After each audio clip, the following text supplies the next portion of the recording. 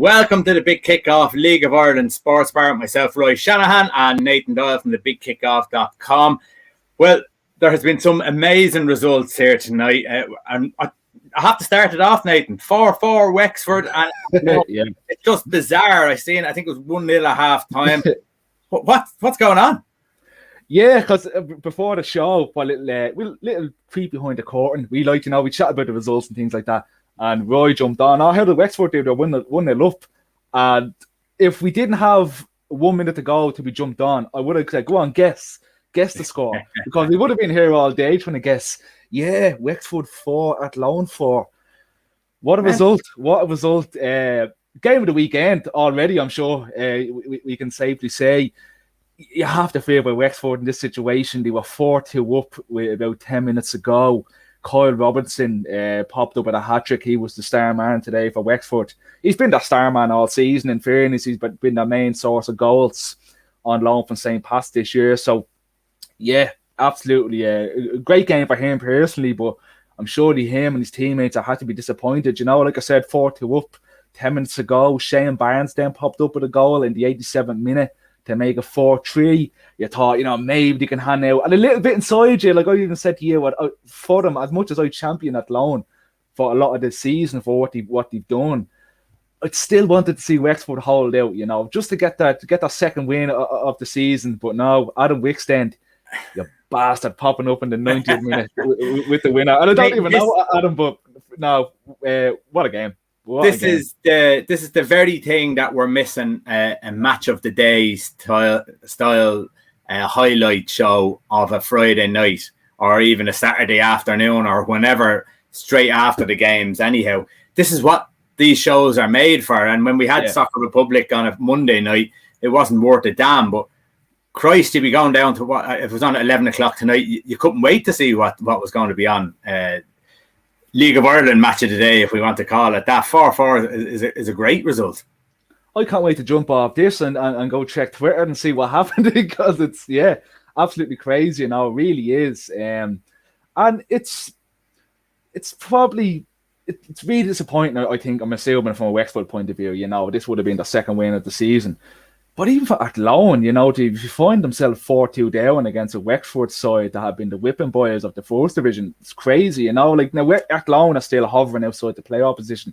But it's an Athlone side not too long ago that have been up challenging for the league. And look, why we said you might not have stayed there, I think it sort of shows the unpredictability of the first division and why, thankfully, my side isn't in the first division, but it shows why we love it so much as neutrals and as League of Ireland fans. Because it can throw up, results like this where, again, I think, no disrespect to Wexford, but I think you'd expect any side playing Wexford this season automatically to get the 3 points. Maybe you might think, Wexford at home, the Cove, they might give Cove a bit of a game. But a side like Athlone, with the players you have going forward, and Shane Barnes and James Downey in particular having such a good season, you'd expect them to come out 4-1 winners, let alone just about scraping, and I mean just about scraping a 4-all draw. Yeah, can't wait to see the highlights. Really, really can't. Now, I watched tonight. My match to watch was Shamrock Rovers versus Dundalk. Shamrock Rovers ended up winning 3-1. It was a very, very interesting game, I have to say. But there was only one team in it. Shamrock Rovers dominated the game. They dominated possession. They dominated territory. They dominated chances. They looked a league above Dundalk tonight. And Dundalk had went 1-0 up, which was absolutely crazy. There was a couple of chances for Dundalk in the first half, but when I look at the squad and you look at the starting lineup, I just have it here in front of me. They're playing 4 at the back, which is fine, but they have 5 in midfield, and Pat Hooban is up in front on his own. He hasn't got a hope in hell of being able to do anything up there on his own against the back three of Shamrock Rovers, who I want to put a word out for. Like the whole back line of Shamrock Rovers is excellent, but Lee Grace was absolutely phenomenal. He didn't put a foot wrong. He read the game well. He had decent pace. People didn't skip by him. He was absolutely excellent, and he put in 2 or 3 quality challenges that Liam Scales got man of the match, and maybe deservedly so. He scored an absolute peach of a goal, absolute worldly of a goal, just curled it in from about 25 yards. Brilliant goal. Sean Gannon another goal from the edge of the box, caught it sweet, just sort of with the outside of his foot, so it started to swerve away from the goalkeeper. He couldn't do anything about it, but two really, really good goals. And I wouldn't mind you. Just before that, I was thinking, yeah, Sean Gannon, I don't get him. I don't get him, and then he sticks one in from that far out. But still, I might come back to that. I know, actually, I might even talk about that now. Sean Gannon, I just don't see. He hasn't excited me as a player for them. I know he's probably solid as a defender. He does make good forward runs, but I just didn't think. And now he's cropped up with a goal, which is great. But it came from a free kick on the edge of the area, and it came bouncing out towards him. But just on the right hand side, attacking, he had done that a lot for Dundalk, and I just think last year, I remember from Dundalk, and even now this year with Shamrock Rovers. Last year, I'm kind of forgetting about the little mid-year thing that was in the middle. But I just don't think he's attacking wise. I don't think he gives enough. Defensively, he's a good defender. But I'm up in the air about him. Richie Towell. Yeah, how did he get on? Danny Mandreu on the bench. So there was a big decision, a big call. Richie Towell. He was okay. Probably a 6 out of 10. Didn't do much. Kept the ball away where Dundalk scored the goal from. Got caught on the edge of his box and they scored. But you could see he was trying, but he needs time under his belt now, and I'm sure he'll catch on. And you can see that there's a focus and there's a determination. And he was starting to ask questions of his teammates and stuff like that, which is good sign. But nothing much. Mandreu came on and looked sharp. I think it's harsh to have him drop on the bench. He's been good this year, and I think he's going to have to find a way to get him in. Gaffney and Green started up front and are a handful. And when you look at the two of them up front, and then you look at Hooban isolated up front on his own, Dundalk have a lot to think about. And in the centre midfield, that lad who played for Sevilla, was it? Or Villarreal? Valencia? What's his name? Tbko, is it? Oh, he went off injured, didn't he? He went off pretty early. He must have been injured from passing. He came on. Sorry, he came on. He came on. All he did was pass the ball sideways, backwards. I have to say, about him passing that ball forward. Anytime I was trying to jump over you, I know I didn't watch the game, but I'm talking about previous times I watched him play. You know, you look at him and he's a very imposing character. You know, he's tall, he's a good bit of physicality about him. And that's a good attribute to have, especially in this league. We've seen a lot of players, and a lot of foreign players too, they seem to struggle to adapt to the physicality of the League of Ireland, and he seems to have that down. But with a ball at his feet, I've seen nothing for him. His range of passing is poor. I think even his reading of the game can be pretty poor. His position wise, he seems to be caught out of position a lot. There's times I'm not sure what he is. I still can't really nail it down. I've seen him enough. I'd like to think that I'd be able to judge a player with that, but I can't tell. Is he more comfortable as a box to box? Is he more comfortable sitting? Going forward, he seems to be a bit of a headless chicken. He's tracking back seems to be a bit of an issue for him. I have to say I'm not on the boat at the moment. I really, really aren't. I don't see what he's about. And none of his passes are, as I said to you, are forward, and none of them are breaking lines. And he's not switching play from one side to the other. It's all very simple. It's all give me the ball. I'll pass it 5 yards to the side of me. I'll pass it 5 yards backwards. It's keeping possession, but not really doing anything. And if you're going to be a playmaker, you've got to be able to have a few more bows to or strings to your bow. So don't really see what he offers. I suppose one of the questions I ask, Nathan, because Dundalk never looked in the first half. They could have had a penalty. I don't think it was a penalty myself. Pat Hooban had a great chance with a header. It was a great save. Really, really, really good save. But other than that, then it was sparse. There wasn't a lot going on for Dundalk. And I'm looking at them and they still look flat. And I'm thinking, when you look at this team, and they've talked about, they've brought in players from different areas around Europe. I don't know what your thoughts on this, Nathan, but Do you think it's harder to try and get a team spirit or, within a squad when it's a multinational squad rather than, I suppose, your national Irish players and maybe English players because of the language and, I suppose they know each other inside out, all their traditions and stuff like that. I'm sure it is difficult, you're like you say, you're talking about languages, but not only language, you're talking about cultures and cultures off the field and cultures on the field, we like the League of Ireland now, thankfully, we've talked about a lot that the culture of on-field football in the league has been improving for a long time now. No longer are we seeing long ball football, but it really is starting to creep in. And the argument of that, our League of Ireland's a poor standard of football is ridiculous at this stage. So it must be difficult to balance all them things really to come around. And not only that, I don't know, probably right or wrong, but when you do see a player coming into the league from abroad, there's always that nagging question, is that of what are they here for? Is their intentions correct when they come into the League of Ireland? Are they coming here, are these guys coming in to make Dundalk a better side? Are they looking to move them up? Are they looking to make them a steady presence in like Europa League football or Europa Conference League football? Or are they just using it as another stepping stone to, get a move back to the desired destination, wherever that may be? So that can be the difficult one too. And you listen to players talking about other players. You listen to someone that might be in their early 20s now when they're talking about, experienced players like someone like Chris Shields and Brian Gartland at Dundalk. You listen to some of the younger lads talking about them, and they talk about them like they're idols. They're looking up to them. They're looking up to them on the field, off the field, and what they represent playing for the League of Ireland. And that's always a question I do have when you see lads, especially lads coming over from academies in England and things like that. Is the intention right? And we do, like in fairness, as League of Ireland fans, we all love to see the best players playing.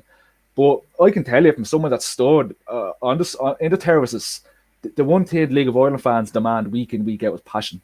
And that's what they demand over skill, over anything else. Passion and its commitment to that jersey and to that badge. And that can be a question. And I've seen it time and time again being asked the players coming over into this league is what are the intentions? And it must be a difficult one. It must be. I'd actually be interested to know what is that like. Is that the same in the dressing room? Does that translate over? Yeah, it must be really difficult with like I said, if you add that in with the language barrier, the culture, it must be a tough one to try and figure out. Yeah, well, it's not working at the moment from Dundalk. There is a flatness about them. Yeah, you just wonder how are they going to spark themselves up? And Vinny Perth has a big job on his hands. Yes, they have players who can go out and they will get points, and you can see that in the games previous to this. In actual fact, Dundalk came into this game on better form than Shamrock Rovers, but it just showed that the real quality and team spirit and will to win was with Shamrock Rovers, and Dundalk are just they're not the Dundalk of old, and you're just wondering. Yeah. Will they get back to that at all? You got to watch the Bohemians in St. Pat's game, 5-goal thriller. Look, we just, do you know what? We talk about something else. Italy went through in the Euros. Will we talk about that for a few minutes? 5-goal thriller, depending on who we support. Right. But was it a thriller first of all? It was. No, look, no. Seriously, all joking aside, it was a good game. It was really, really entertaining. Pats came out all guns ho in the. Do you know what? Probably the first 20-25 minutes of the game, Pats were the better side out of the two. Again, a typical Pats good performance. Keeping decent amounts of possession, not being overly sloppy. I thought Dara Burns, it was great to see him starting. He had the best of Tyreke Wilson, and in my opinion, Wilson's one of the best left backs in the league. And Burns, being a teenager, had the beating of him for the first 20-25 minutes. But again, it comes down to Pats. It's just the difficulties of having someone clinical at the end of these chances, and probably similar to what we were talking about earlier. A lot of it is too nicey. It's too safe without really like breaking lines or making some adventurous passes or anyone making adventurous runs. And yeah, it was tough to see, and we really are, from a Pat's point of view, we're starting to get a bit worrying. Coming into this game, we were missing Alfie Lewis with suspension. Ronan Coughlin was missing up top. John Mountain is out with an injury. And I said to you, I think even from the first week, the thinness of that St. Pat's squad is the one thing that's really it worries you going forward, and it worries you in terms of challenge for the league. I still think they have enough to be up there for European contention, but if they do have ambitions of challenge for the league, they're going to have to get people in, and they're going to have to get more than one person in during this transfer window now this month. But yeah, after the 20-25 minutes, it started to go downhill a little bit. Bowes really did start to take over. Ali Coote for me. During the game, Kieran Kelly was given man of the match. He was brilliant. Now, Kelly was brilliant in the centre half, and Lyons again. Right back didn't put a foot wrong, but Ali Coote for me, out the right hand side, controlled everything. He really, really did. Spraying the balls up to Georgie Kelly, linking in with the likes of Ross Tierney. Tierney again, for such a small guy, his physicality and his presence, he's an absolute. It must be a nightmare to play against. And as much as I hate to say, as a Pat's point of view, he's actually fun to watch, and you really get a good buzz out watching him. He's tenacious, isn't he? Yeah, he's non-stop. He's really Duracell bunny. That's something that comes to mind, absolutely is. And yeah, look, I think if Pats could have held out a 0-0 into half time, they could have maybe changed things up. But Georgie Kelly popped up in the 44th minute with a goal just for the half-time break. We've talked about it time and time again at the past couple of weeks. He's been absolutely brilliant. And in fairness, it's probably the one thing right he done all game. The lack of physicality for me came back into it. He went missing for a lot of the games, Georgie Kelly. The bad side of his game did come out in moments, but he's popping up with goals. I mean, a Bo was going to be complaining. Then the second half came out. Darragh Burns, who was probably the main shining light for Pats. He got a goal, sort of brought it back in, but that was it. That was really it for St. Pat's. There was a free kick attempt by Chris Forrester. Do you know what? Watch your windows. It might come through your window now in a couple of minutes. I'm sure it's still going. Then they took over. Tyreek Wilson in the 73rd minute with an absolute belter of a free kick. An absolute belter. At that stage, Pats had a man sent off, and Lee Desmond in Birmingham was then sent off down to 9 men. And at that stage, it was all Bohemians. It really, really was. And the midfield battles were non-existent. They really took over. I thought that's probably the worst performance I've seen Jamie Lemon have in the St. Pat's jersey in a long, long time. He was completely outclassed. Yeah, very disappointing from a St. Pat's point of view. Bohemians were brilliant on the night, well deserved, and it could have been more. I know when you look at the scoreline, 3-2, which sort of suggests a bit of a tight game, but Jason McLennan popped up with a late goal for Pats, and it was a lovely finish, but it made things a little bit nervy for the last minute or two. But besides that, now Pats were horrendous tonight. They really, really was. Away for the first 20 minutes, the possession was so sloppy. Defensively, were very fragile. Paddy Barra very slow at times. VTR was a goal, made a couple of questionable moments. They're starting to creep into the game a little bit. It's a couple of more nervy, and we can probably understand the lad is 19, but you don't want that from any sort of goalkeeper. You have, if you're going to be harsh on one goalkeeper for making mistakes, you're going to have to be harsh on the other. But yeah, no, Bowes be absolutely delighted. They're coming into the European game now in flying form. Ross Tierney, brilliant. Like I said, Lyons, brilliant. Kelly, brilliant. Ali Coote, absolutely fantastic. Yeah, really, really impressive for Bowes. And he badly needed it because he really struggled last week. And this is a big marquee win for them now, where we've seen them drop points against sides above them, but now they're starting to take points. They took points off St. Pat's. That's a huge win for them here tonight.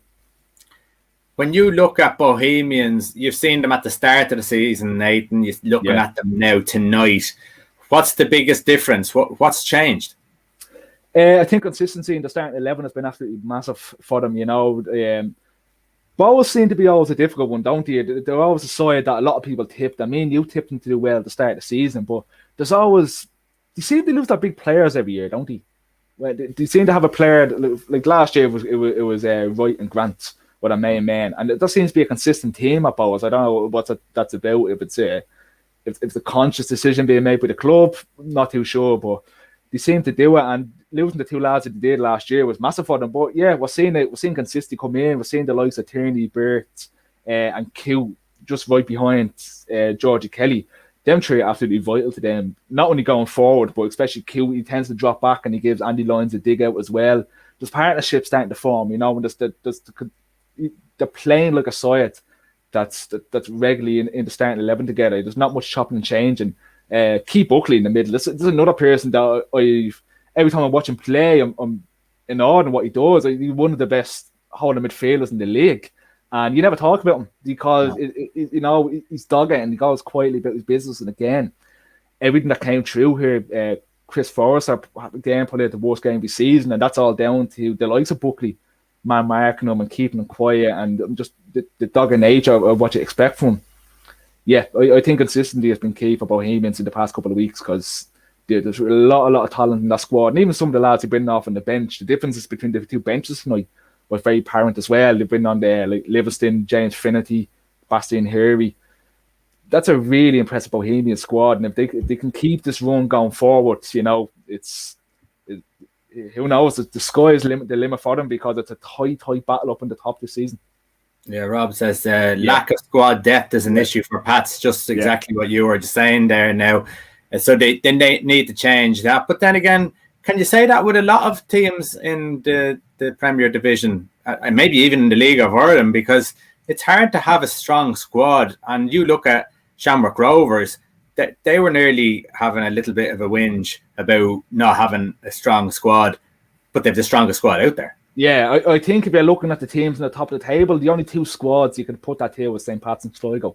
The starting 11s, yeah, when everyone's fit, the starting 11s, they're up there, It's really, it's chock-a-block with a lot of talent and a lot of lads with League of Ireland experience and a lot of quality in there. But when you're missing, you have suspensions. Now, like I said, we were missing Lewis, Coughlin, Mountney, and now we're going to be with Desmond and Birmingham, who both got sent off in this game. So it was looking a bit scarce already, but now it's going to be even worse. Now you're really relying on the likes of Darragh Bones and Ben McCormick and Jason McLennan to really step up. And yeah, I wouldn't really fall into that trap. But we talked about that a couple of weeks ago with Shamrock Rovers. Like, oh no, we're struggling with injury. Yeah, but you're still been the likes of Dylan Watts off the bench and Gary O'Neill off the bench, and just that little bit extra quality that other sides, even in the top end of the table, just don't have. Yeah. Okay, Derry City won tonight against Waterford. It's kind of one that you would have backed on to happen. They're just going up and seem to be going about their business very, very well and could creep up very soon if they keep going about their business. And this week, Junior's back into the squad, into the team, which is surely going to add, although they are, as you said, missing Will Patchen. Yeah, when I see him Patchen going back to Dundalk, it's quite good. That's understandable from a Dundalk point of view. Really, Patchen has been one of the standout players, and not only for Derry but in the league as a whole. So I thought, they did miss him badly, but in fairness, Swindon Junior on paper, it's like for like, a similar replacement. They're both very tricky out in the wind, probably not really natural strikers, but they're similar enough in their style of play. But in fairness, Junior's probably last decent spell was when he was with Derry back last time out. He went to Sligo. He was probably played out of position a little bit at Sligo. He might find a bit hard done by that. But at Dundalk this season, he's been dreadful. He's been absolutely terrible. And I know he can put it down to lack of game time, but when he has played, he's done nothing at all. The service that he brought into the likes of Hubin was absolutely awful. I don't think he knew what he wanted to do. There's times he's cutting inside and getting found out, and his delivery into the box clearly wasn't up to standard at all. So it'll be interesting to see how he does go on. This is obviously Derry fans. They weren't too happy with him. I think they sort of expecting him to come back when he went to Sligo and he never saw it materialise. So look, that'll all be forgotten if he comes in and goes in a decent run of form and gets a couple of goals. But he's back in a place now that he knows, he's familiar in. He's finished up top goal scorer the 2019 season with 14 goals. So it's a place he's performed in the past. And they're going to badly need him because Will Patchen, they really will miss him. He's been brilliant, especially with David Parkhouse not getting going at all this season, coming in on a multi-year contract. I think they're expecting more from him and it just hasn't worked out. He hasn't opened his account at all this season. So yeah, they're going to need Junior. They really, really are. And he's going to have to step up. Yeah, and Rob says, has any Dundalk player played well this season? Tough to bash one and not the others. He's obviously listened to our League of Ireland podcast that comes out every Wednesday or Thursday afternoon. We said the same thing during the week. It's very hard to say about Junior not really doing it because there's very few that have done it with Dundalk. So, and when I looked at Will Patchen tonight, started off with full of enthusiasm, but eventually he just drifted slowly back into the mundaneness of every other player that was there, and there was no show really in the second half. And you just think that any player that goes up there is going to drown.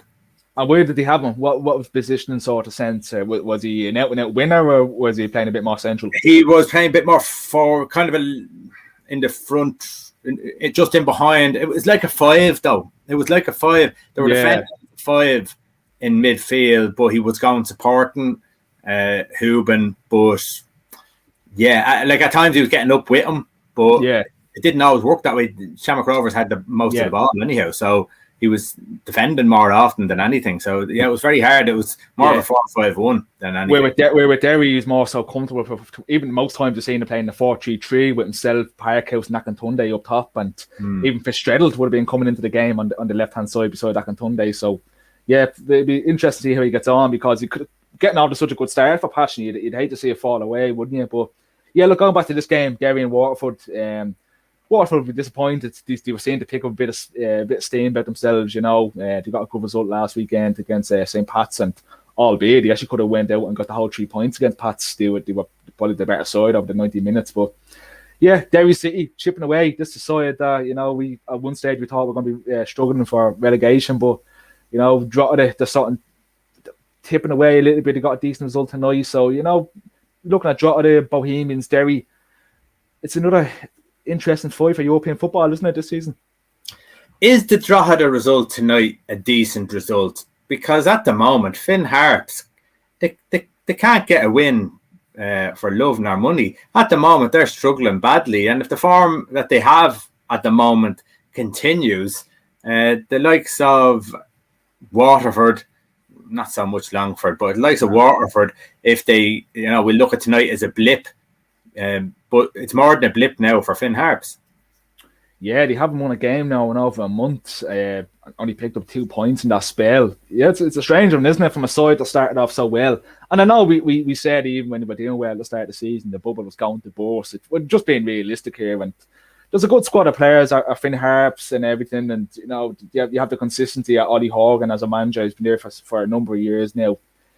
And even got 1-0 up here against Drogheda, you thought, if they can even get a draw out of this game, it'd be absolutely brilliant. But it must be disappointing. Will Seymour taking the lead so early, but just drifting away, and all of a sudden Finn Harps are free falling. And like I said, probably besides Longford for me they're gone. So it's just not enough there. It's simply is not enough in that Longford squad to survive. Even Waterford have that little bit of extra quality that they don't have.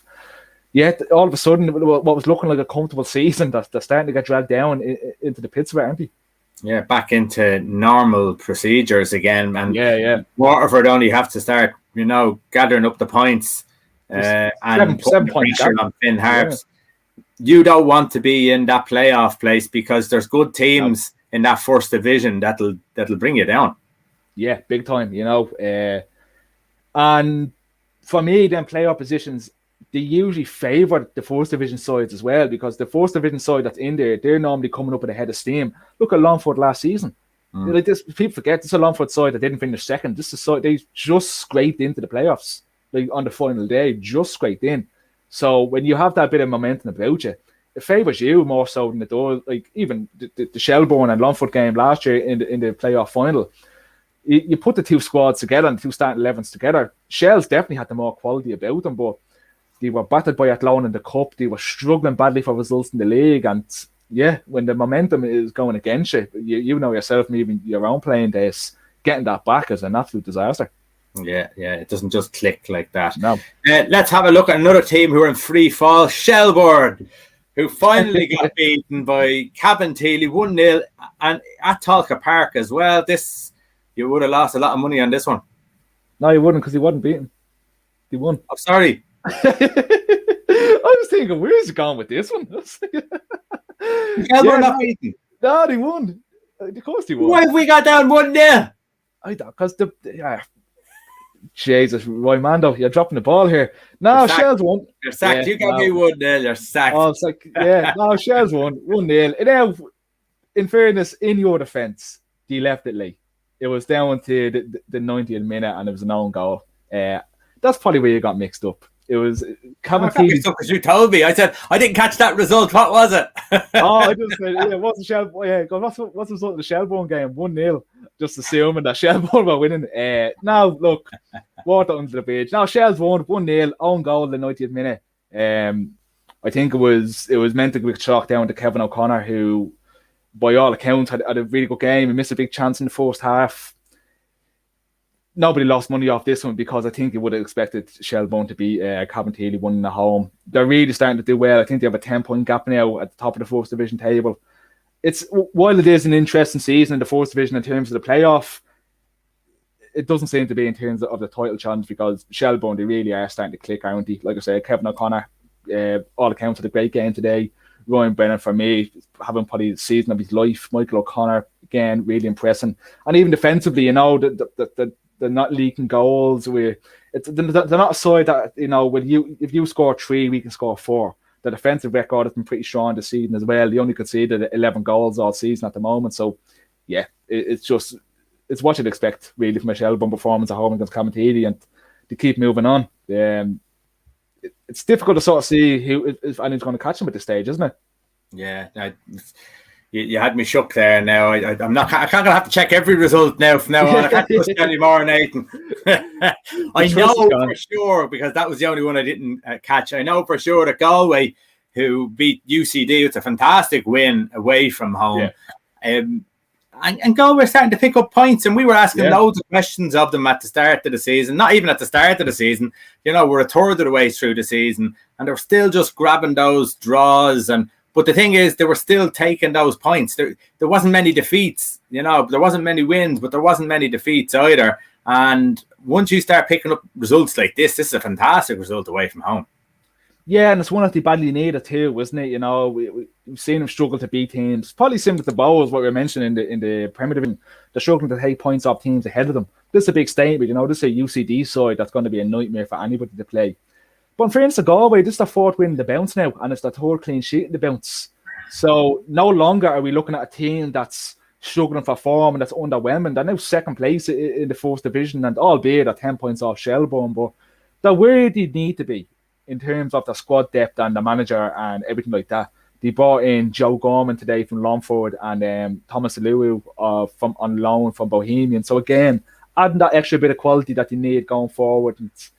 In terms, if you're looking at squads overall in the 1st division, you probably do have the strongest squad, and I'd even put it ahead of that the Shelbourne squad at the moment, because they're just constantly adding that little bit of guile to what you need. And well, I do think Shells, they're not too far gone. There's only 14 games being played. There's still a lot of football to be played, but it is a big mountain to climb. You just can't see that Shelbourne's side dropping too many points. But yeah, it's good to see Galway back where they need to be, because there's far too much quality in that team not to be up in the top end of the table. And as we said, they're one of the teams that the likes of Finn Harps and Waterford are looking at playing. As you said, momentum with these teams against, I suppose, a bit of a low if you're in that playoff place at the end of the season. It's very easy to see how the Premier Division team fails in that playoff match, I suppose. Yeah, big time. It really, really is. And Galway probably have more quality in the side than the likes of Finn Harps and Waterford, and it wouldn't be down to, I wouldn't even put them to momentum if it was to be a Galway team in the playoff position. They have enough to be outright beating the likes of Waterford and Finn Harps, and you worry about them, and it's good to see. Like I said, 4 games in, 4 wins on the bounce now. They're starting to build up a little nice head of momentum. Playing Cove Ramblers at home next. On paper, look, in this league, who knows what's going to happen, but on paper, another opportunity to pick up, get some more points in the board, get another win in the board, and just keep on moving. You have to just keep chipping away, and you have to keep getting points against the likes of UCD and Bray, and when they play Shelbourne, they have to take points off them, because that's the only way you're going to close that gap. And like I said, 14 games in, there's a lot of football to playing, but a 10-point gap is still a 10-point gap. Yeah, Bray get another victory under their belt. They really need to get a little bit of momentum going. This thing of winning 1, losing, drawn. Yeah. It's not going to get them anywhere. They need wins under their belt. So this one tonight against Cove, is a great start, but they've got to make sure that they build on that and get some sort of consistency in their results. Yeah, it's probably again they would have drawn earlier in the season. The drop points they drew to Bray or to Cove, already this season, and yeah, on paper they should be winning it, but you just need it now. This is the 3 games unbeaten now, but even at that, the beat UCD 4-0, which is a huge result at the time. But then they went out and drew against Athlone. So if this a Bray team that has aspirations to be up near, even with Galway, they have to win them sort of games. And if they want to pick up 3 points against Athlone and they have 3 points here, all of a sudden it looks that little bit more rosier than it does now. And it's another one, it's another one that we could be sitting here in a couple of weeks and talking about that they're no longer underwhelming. That they're playing Cork City next week away from home. Cork have been having a torrid time this season, and Bray need to be with. These are the games they need to be winning. They need to be beating Cove. They need to be beating Cork. They need to be beating Athlone. Just to keep going. In fairness, Joe Doyle popped up with another goal today. He's been on a really good run of form, and out of a lot of the attacking talent that they have, and the attacking talent we talked about, he's been one of the standout players, and they need people like him to keep performing. At this stage of the season, when you look at the Premier Division and you look at the First Division,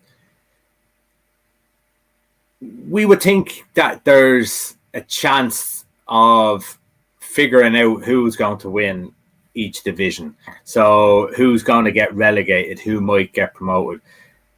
When you look at the Premier Division, it's anyone's guess at the moment. Shamrock Rovers obviously will still be favourites. They've gone top tonight. Yeah. But with the way that there has been rocky patches for all the teams, just looks like it's going to be, before tonight's games, 3 teams and 35 points, separated by goal difference. Not even goal difference. I think they had the same goal difference and they're separated by goals scored. So it's going to be very tight there, which wasn't really that predictable.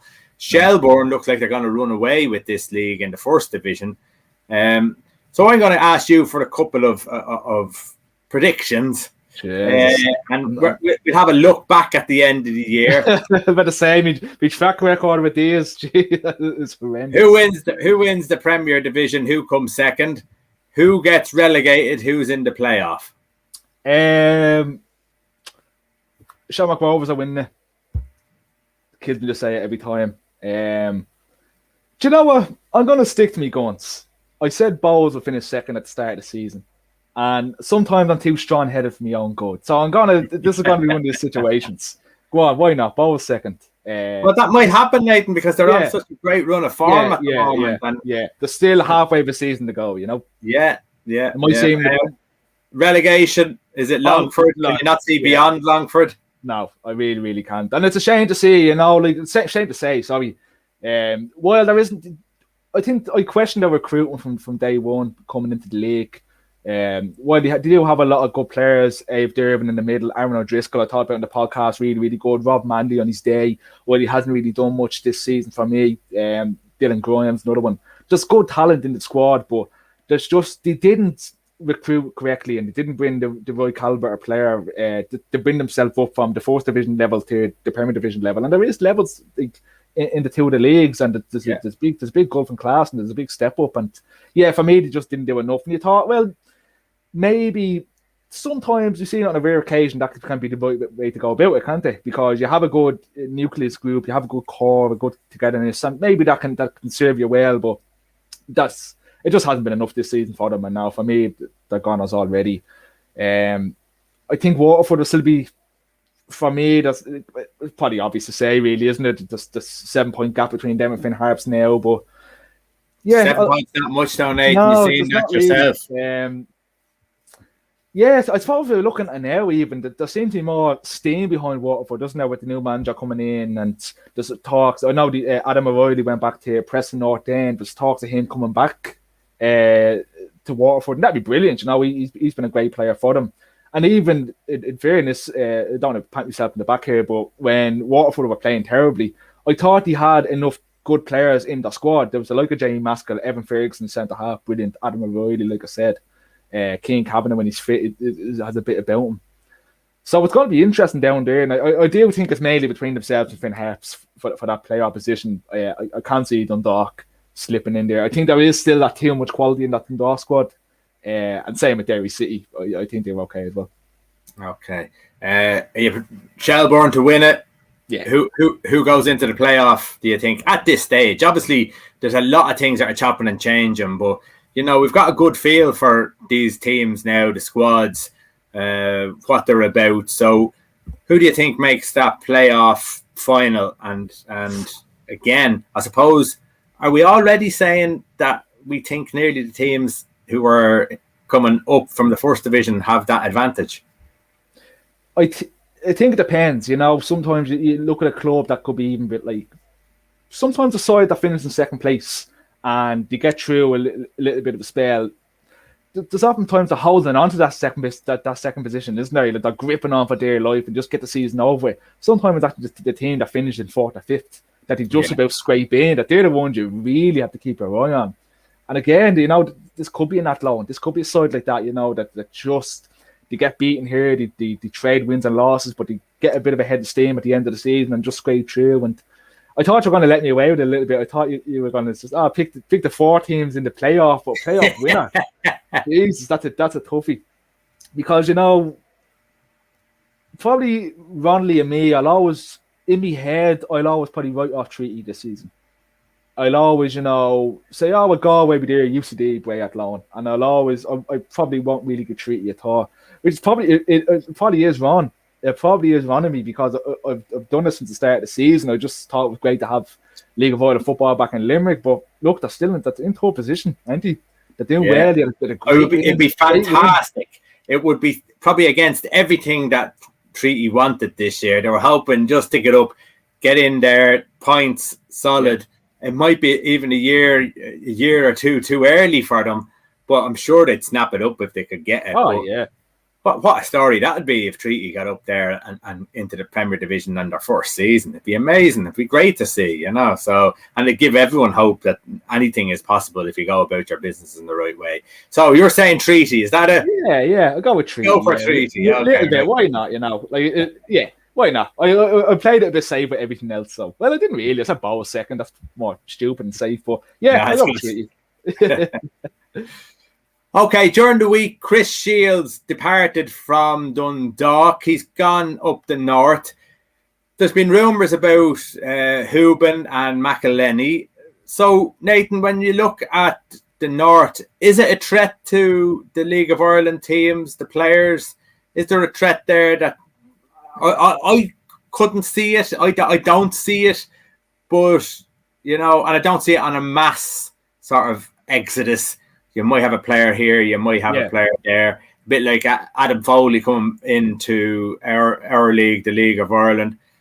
But what do you think? What's the attraction to go there? Apart from money. There's always going to be chopping and changing between the two leagues. I don't understand the argument of this facilities and the stadiums. I don't think there's much of a difference. I think a lot of stadiums up north are in a pretty rundown condition as they are down here. Probably bar Windsor Park. That's standout one, really, isn't it? And there's a couple of decent grounds, but there's a couple of decent grounds down here too. So if you're looking at the two of them side by side, there's not much of a difference. As boring as it sounds, I think it really does come down to money. Not only money, but it comes down to multi-year contracts. They're being handed out a lot more frequently up in Northern Ireland than they are down in the south. You look at Chris Shields. He went to Linfield on a multi-year contract. I was looking at before coming on here, like the Cliftonville website and the Larne website and the Glentoran website, and talking about players re-signing, and they're all 2-year deals. They're all 2-3 year deals. So there's that bit of security about it too. It's multi-year contracts, full-time contracts.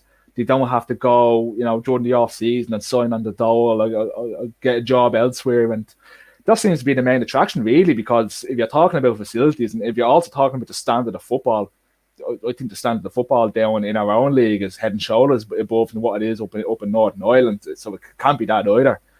I think it does come down to the boring answer of that is money. And you say what you will. I think the one thing that really bugs me is people, football is only mercenaries. Well, yeah, especially at this level. What do you expect, really? Where I know that there's players that like Dundalk, Shamrock Rovers, Pats, Bow, any sort of decent level of a club, they're getting paid a nice wage. But they're still far away removed from the mega bucks they're getting across the water in Europe. And I think it's hard to really ask for loyalty when the pay scheme is like that.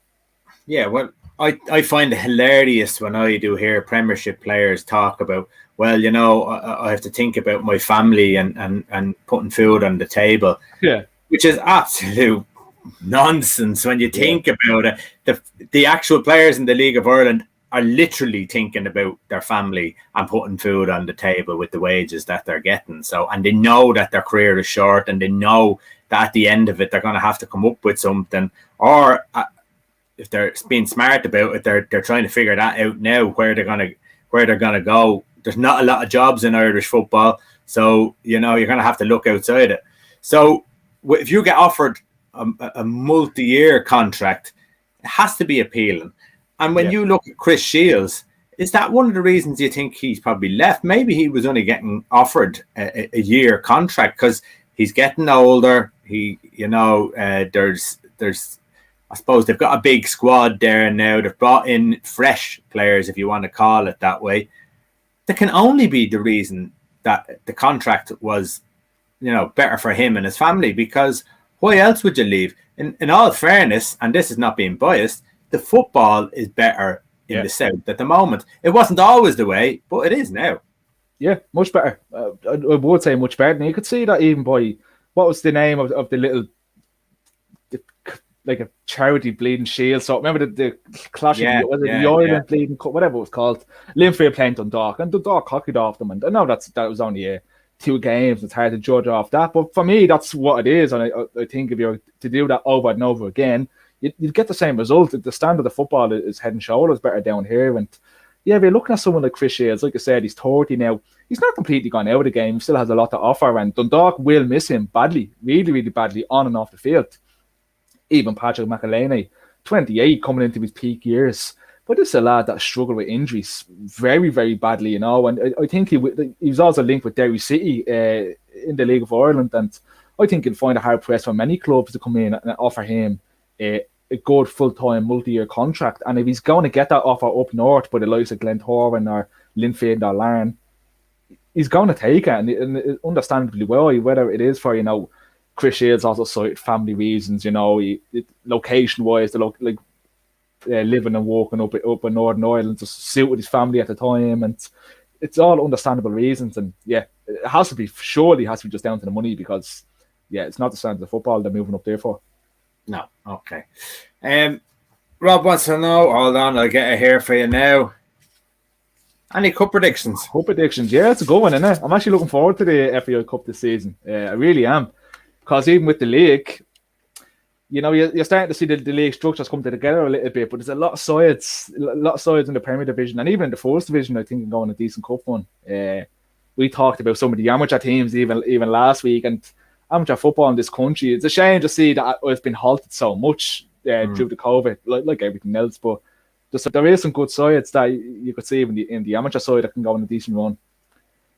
I think Bows we might show to do it this year. I really do. I think that they're long overdue an FAI Cup win. Well, when you look at Sligo, it all depends on what Sligo you're getting from one week to another. They obviously were joint top, but for me, over the last while, along with Shamrock Rovers, I suppose, they've had that inconsistency in their play. So if they can get that back together again, as we said, bit disappointing. Obviously, Kenny up front, when they started the season, he was playing. When they got their slump, he wasn't playing. And then all of a sudden he comes back, and he's added goals into that as well. So he looks like a player that needs to be playing all the time. And if he is, Sligo have a great opportunity this year. You would have said, if this was about 4 or 5, maybe 6 weeks ago, you would have turned around and said, geez, this could be a great year for Finn Harps.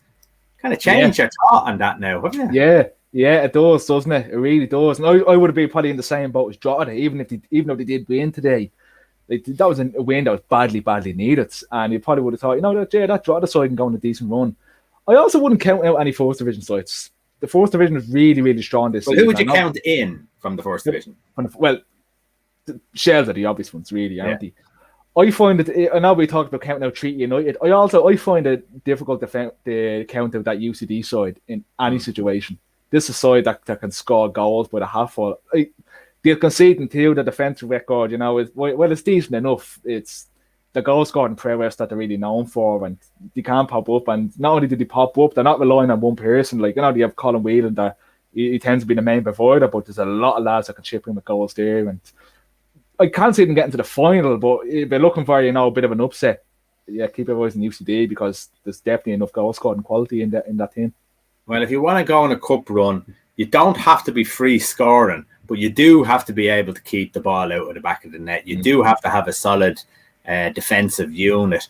Galway United are that at the moment, and Caulfield's team have been renowned for their defensive ability, and obviously that's starting to settle in now at Galway.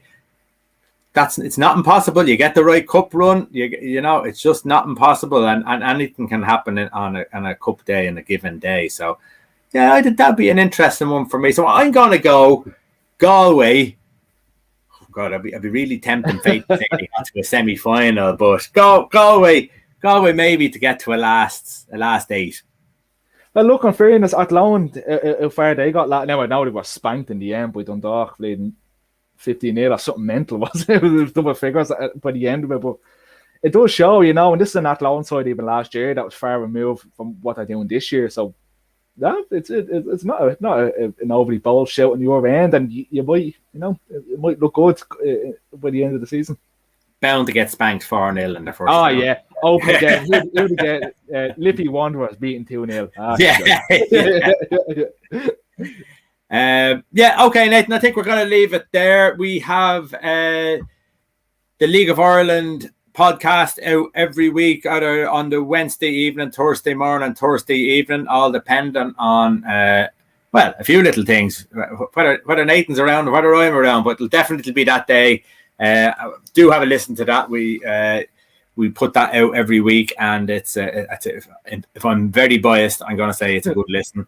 We have the bigkickoff.com, bigkickoff.com. The League of Ireland section is really good, but also if you're into other sports, including the Euros, which is on at the moment, do have a look at that, and of course look on our social media. Nathan, we're going to sign off. This is our favourite part. Yeah, I never know what to do.